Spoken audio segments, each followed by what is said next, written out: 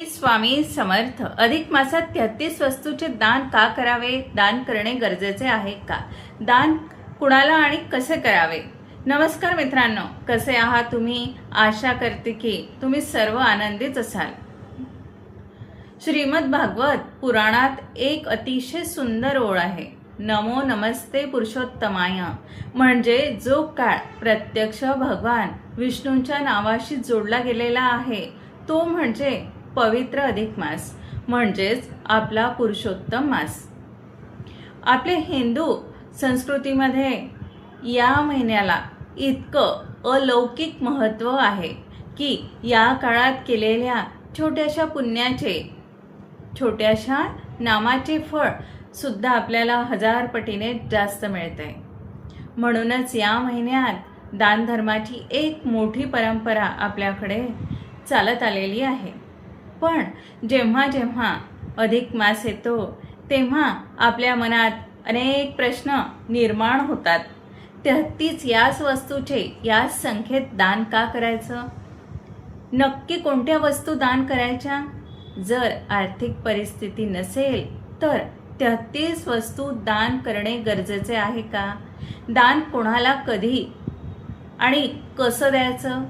आणि सगळ्यात महत्त्वाचं म्हणजे 33 वातींचा दिवा कसा लावायचा? जर तुमच्याही मनात हे सगळे प्रश्न असतील तर आजचा हा व्हिडिओ तुमच्यासाठी अतिशय महत्त्वाचा आहे. आज आपण खूप सोप्या भाषेत अगदी शास्त्रोक्त पद्धतीने या सर्व प्रश्नांची उत्तरे जाणून घेणार आहोत. व्हिडिओ शेवटपर्यंत नक्की बघा, कारण अर्धवट माहितीने व्रत अपूर्ण राहू शकते. चला तर मग सुरुवात करूया. 33 या संख्येचे रहस्य आधी जाणून घेऊया. तर सगळ्यात पहिला प्रश्न की दादांनो, ताईंनो, अधिक मासात 33 या संख्येला इतकं महत्त्व का आहे? आपण 30 किंवा 35 वस्तू का दान करत नाही? बघा, आपल्या हिंदू मान्यतेनुसार आपल्या संस्कृतीत एकूण 33 कोटी देव मानले गेलेले आहेत. आता इथे कोटींचा अर्थ प्रकार असाही होतो. यामध्ये 12 आदित्य, 11 रुद्र, 8 वसु आणि 2 अश्विनी कुमार अशा सर्वोच्च 33 देवांचा समावेश आहे. जेव्हा आपण अधिक मासात 33 या संख्येने वस्तूचे दान करतो तेव्हा ते दान थेट 33 कोटी देवांना समर्पित होते. असं मानलं जातं की या एकाच महिन्यात 33 दान केल्याने आपण कळत न कळत झालेल्या आपल्या सर्व पापातून आपली मुक्ती होते आणि आपल्या 7 पिढ्यांना पुण्य लाभतं. विष्णू लोकाची प्राप्ती करून देणारे हे महापुण्य आहे. म्हणूनच 33 ही संख्या निश्चित केली गेलेली आहे. आता प्रश्न येतो तिसरा, हे दान करणे गरजेचे आहे का? आता इथे अनेकांच्या मनात भीती असते किंवा शंका असते.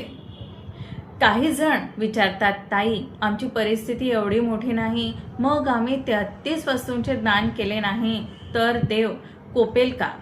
किंवा दान करणे अगदी बंधनकारक, सक्तीचे आहे का? तर याचं उत्तर मी अगदी स्पष्ट शब्दात देईन, नाही, अजिबात बंधनकारक नाही. आपले शास्त्र सांगते, यथाशक्ती यथाभक्ती. भगवंताला तुमच्या महाग मोलाच्या वस्तू नको आहेत, त्याला तुमच्या मनातील भाव हवा आहे. जर तुमची आर्थिक परिस्थिती नसेल तर विनाकारण कर्ज काढून किंवा मनावर ताण आणून दान करू नका. अशा वेळी तुम्ही केवळ एक वस्तू किंवा घरातच बनवलेले 33 मालपुवे, ज्याला आपण अनारसे म्हणतो, तेवढेच दान केले तरी चालेल. श्रद्धेने दिलेला 1 रुपया सुद्धा सुदामाच्या पोह्यांसारखा भगवंताला प्रिय असतो, हे नेहमी लक्षात ठेवा. आता चौथा नंबरचा प्रश्न असा येतो की काय दान करावे? 33 वस्तू. चला आता वळूया आपल्या सगळ्यात महत्त्वाच्या भागाकडे की जर आपल्याला दान करायचे आहे तर शास्त्रानुसार त्या 33 वस्तू कोणत्या असू शकतात. अधिक मासात विशेषतः दीपदान आणि मालपुये म्हणजेच अनारसे दान करण्याला सर्वात मोठे महत्त्व आहे. मी तुम्हाला 33 वस्तूंची एक सोपी यादी सांगते. तुम्ही हवं असेल तर लिहून घ्या किंवा स्क्रीनशॉट काढून घ्या. तांब्याचे भांडे, ज्याला कलश म्हणतो, ज्याला आपण पाण्याचे पात्र म्हणतो, मालपुये किंवा अनारसे हे संख्येने बरोबर 33 असावे. गूळ गोडाव्याचं प्रतीक आहे. तूप गाईचे शुद्ध तूप असावे. धान्य, यामध्ये तुम्ही गहू किंवा तांदूळ देऊ शकता. सोने किंवा चांदी, हे अगदी तुमच्या शक्तीनुसार. लहान तार किंवा नाणे देऊ शकता. वस्त्र, पुरुषांसाठी धोतर, उपरणे किंवा स्त्रियांसाठी साडी. फळे, केळी, आंबे किंवा ऋतूनुसार मिळणारी फळे. सुकामेवा जसे की काजू, बदाम, मनुके इत्यादी. दक्षिणा, दान पूर्ण होण्यासाठी दिलेले पैसे. काशाचे भांडे, हे अतिशय शुभ मानले जाते. पादत्राणे, चप्पल किंवा जोडे. छत्री, उन्हापासून संरक्षणासाठी. पंखा, हातपंखा, हवा घालण्यासाठी. चटाई किंवा आसन, देवपूजेसाठी किंवा बसण्यासाठी. ग्रंथ, भगवद्गीता किंवा भागवत पुराण. सौभाग्याचे वाण. कुंकू, हळद, बांगड्या, जोडवी स्त्रियांसाठी. दिवा, तांब्याचा किंवा पितळेचा दिवा. कापूर, शुद्धी करण्यासाठी. चंदन, देवाला विलेपनासाठी. फळे किंवा हार. ताजी फळे. तुळशीचे रोप, विष्णू प्रिया तुळस आहे म्हणून. दही, पंचामृतातील एक घटक आहे म्हणून दान करू शकतो. मध सुद्धा शुद्ध आहे म्हणून. खडी साखर, नैवेद्यासाठी दान करू शकतो. सुपारी आणि विड्याची पाने, विडा अर्पण करण्यासाठी. नारळ, ज्याला आपण श्रीफळ म्हणतो. गोपीचंद किंवा टिळा, कपाळावर लावण्यासाठी. जपमाळ, तुळशीची किंवा रुद्राक्षाची माळ. गंगाजल, अत्यंत पवित्र आहे म्हणून आपण ते दान करू शकतो. गाईचे तूप, शुद्ध दूध. घडी किंवा काडी. वृद्धांना आधारासाठी. सुहासिनींना तेल किंवा अत्तर, भगवंताच्या सेवेसाठी. आता इथे एक सोपी टीप देते, लक्षात घ्या. जर तुम्हाला 33 वेगवेगळ्या वस्तू जमणे शक्य नसेल तर एकाच मोठ्या तांब्याच्या किंवा काशाच्या पात्रात 33 मालपुये किंवा 33 छोटे मातीचे दिवे ठेवून ते जरी दान केले तरी ते 33 वस्तूंचे दान मानले जाते. 5वा प्रश्न येतो, दान कोणाला, कधी आणि कसे करावे. वस्तू तर समजल्या, पण आता प्रश्न येतो की हे दान द्यायचे कोणाला. शास्त्राप्रमाणे दान नेहमी एखाद्या ब्राह्मणाला, मंदिरातल्या पुजाऱ्याला, पुरोहिताला किंवा एखाद्या खऱ्या गरजवंताला, ज्याला त्याची गरज आहे त्याला द्यावे. अजून एक सुंदर प्रथा आपल्या महाराष्ट्रात आहे, ती म्हणजे आपल्या विवाहित मुलीला आणि जावयाला विष्णू लक्ष्मीचे रूप मानून हे 33 वस्तूंचे वाण दिले जाते. हे देखील अतिशय श्रेष्ठ मानले गेलेले आहे. दान कधी करावे सांगते. आता ऐका. अधिक मास सुरू झाल्यापासून ते संपेपर्यंत महिनाभर तुम्ही कधीही हे दान करू शकता. पण जर तुम्हाला विशेषतः फलप्राप्ती हवी असेल तर अधिक मासातील एकादशी, ज्याला आपण कमला एकादशी म्हणतो, पौर्णिमा, अमावस्या किंवा या महिन्यातील त्रिपुष्कर योग असणाऱ्या दिवशी हे दान करावे. संकल्प करणे गरजेचे आहे का? होय. माझ्या माऊलींनो, हिंदू धर्मात संकल्पाशिवाय केलेले कोणतेही व्रत, पूजा किंवा दान हे हवेत विरून जाते, ते पूर्ण मानले जात नाही. संकल्प म्हणजे देवाशी केलेले एक नियम: दान करताना काय करावे? आपल्या उजव्या हातात थोडे पाणी, अक्षदा, तांदूळ किंवा फूल घ्यावे. डोळे बंद करून आपले नाव, आपले गोत्र आणि या पुरुषोत्तम मासात मी हे दान भगवान पुरुषोत्तमाच्या प्रसन्नतेसाठी करत आहे असा उच्चार करून ते पाणी जमिनीवर किंवा तांबडा सोडावे. याला म्हणतात संकल्प. त्यानंतर दान समोरच्या व्यक्तीला द्यावे.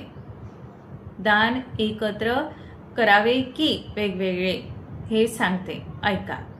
हा पूर्णपणे तुमच्या वेळेचा प्रश्न आहे. जर तुमच्याकडे रोज वेळ नसेल तर सर्व 33 वस्तू एकाच दिवशी एका टोपलीत भरून एकाच ब्राह्मणाला दान करा. आणि जर तुमच्याकडे वेळ असेल तर अधिक मासाच्या 33 दिवसात रोज एक वस्तू किंवा एक मालपुआ दान केला तरी चालेल. अधिक मासाचा उल्लेख निघाल्यानंतर एक तिथीचा उल्लेख केल्याशिवाय हा विषय पूर्ण होऊ शकत नाही. ती म्हणजे कमला एकादशी. याला काही जण पद्मिनी एकादशी सुद्धा म्हणतात.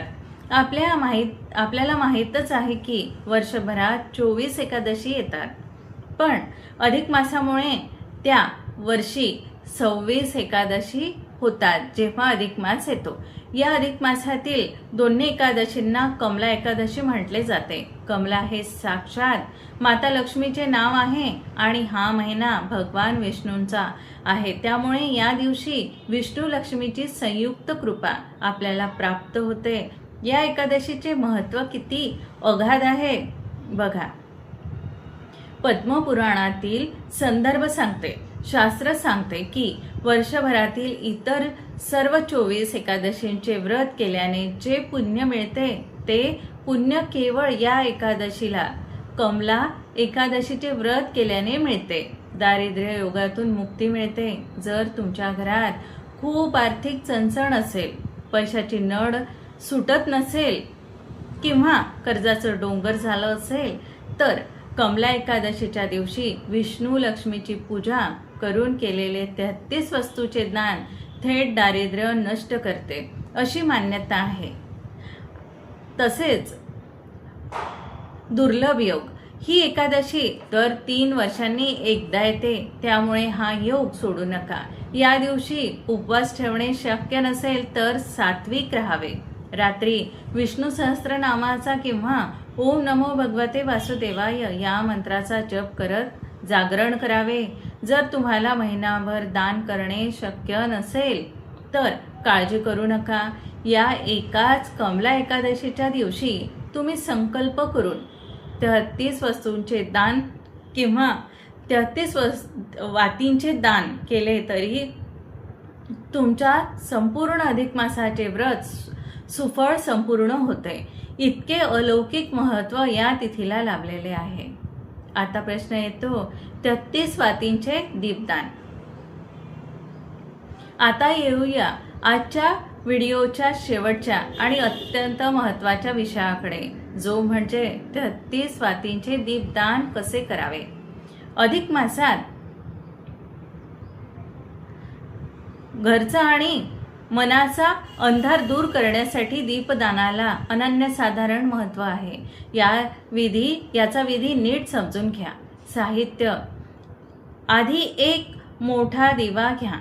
तो मातीचा असू शकतो, पितळेचा असू शकतो किंवा तुम्ही घरात गव्हाच्या पिठाचा दिवा सुद्धा बनवू शकता. यात घालण्यासाठी गाईचे शुद्ध तूप किंवा तिळाचे तेल वापरावे.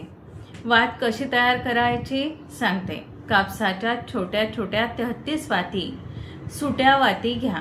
या 33 वाती एकत्र करायच्या आणि त्यांना हाताने वळून एकच जाड वात तयार करायची. याला म्हणतात 33 वातींची एक वात. पूजा आणि मंत्र: हा दिवा आपल्या देवघरात भगवान विष्णू किंवा बालकृष्णाच्या मूर्तीसमोर किंवा फोटोसमोर ठेवावा. दिव्यात तूप घालून ती जाड वात प्रज्वलित करावी. दिवा लावताना मनातल्या मनात किंवा मोठ्याने ओम नमो भगवते वासुदेवाय या मंत्राचा संत गतीने जप करावा. हा दिवा तुम्ही तुमच्या देवघरात लावू शकता, महादेवाच्या मंदिरात नेऊन लावू शकता, घराबाहेर तुळशी वृंदावनाजवळ लावू शकता, किंवा जर जवळ नदी असेल तर नदीकाठी दीपदान करू शकता. या दिव्यामुळे घरातील इडापिडा टळते आणि सुख समृद्धी नांदते. तर सख्यांनो आणि बांधवांनो, हा आपला पवित्र पुरुषोत्तम मास आहे.